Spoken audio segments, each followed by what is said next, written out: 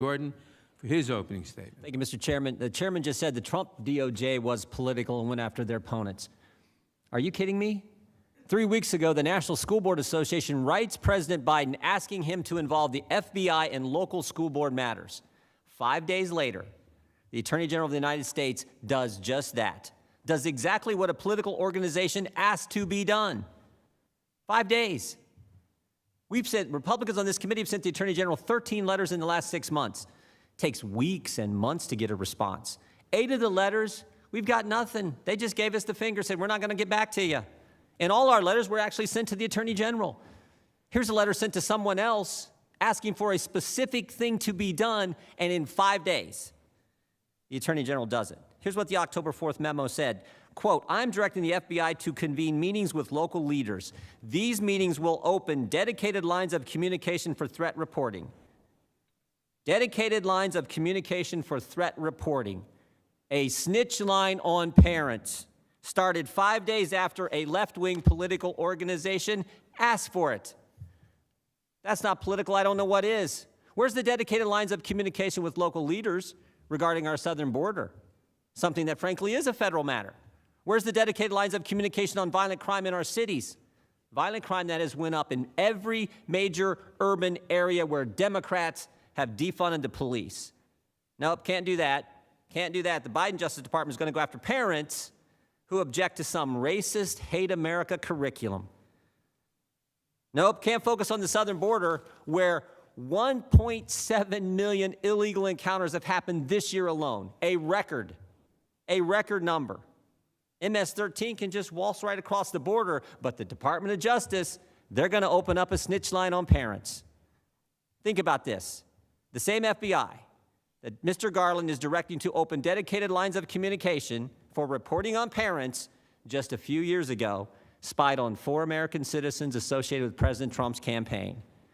Clinton campaign hired Perkins Coie, who hired Fusion GPS, who hired Christopher Steele, who put a bunch of garbage together, gave it to the FBI. They used that as the basis to open up an investigation into a presidential campaign. Oh, and then there was Mr. Zussman, who worked at Perkins Coie, the firm hired by the Clinton campaign. He cut out all the middlemen. He just said, I'm just going to go directly to the FBI, and not just anyone at the FBI. Who'd he go to? Jim Baker, the chief counsel at the FBI, handed him a bunch of false information, told him false information, and of course, he's been indicted by the special counsel. A few weeks ago, the IG at the Department of Justice released a report that found that the FBI made over 200 errors, omissions, and lies in just 29 randomly selected FISA applications. But don't worry, the Attorney General of the United States just put them in charge of a dedicated line of communication to report on parents who attend school board meetings. Mr. Chairman, Americans are afraid. For the first time during my years in public office, first time, I talked to the good folks I get the privilege of representing in the 4th District of Ohio, folks all around the country. They tell me for the first time they fear their government. And frankly, I think it's obvious why. Every single liberty we enjoy under the First Amendment has been assaulted over the last year. Stop and think about it. Americans were told you couldn't go to church, couldn't go to work, couldn't go to school. Small business owners were told you're not an essential business, close your doors, causing many of them to go bankrupt. We were given curfews, stay-at-home orders.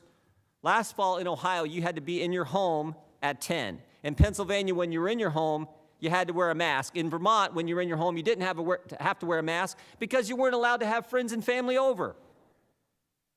And of course, there's always a double standard with these folks. Folks who make the rules never seem to follow them. And now the Biden administration says get a vaccine or lose your job. Even if you've had COVID and have natural immunity, get a vaccine or you will lose your job. Oh, I almost forgot. The Biden administration also wants another dedicated line of communication for reporting. They want a second snitch line. They want banks to report on every single transaction over $600 for every single American to the IRS.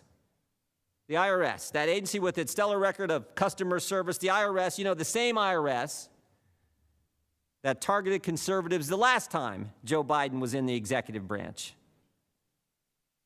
Jefferson said once, tyranny is when the people fear the government.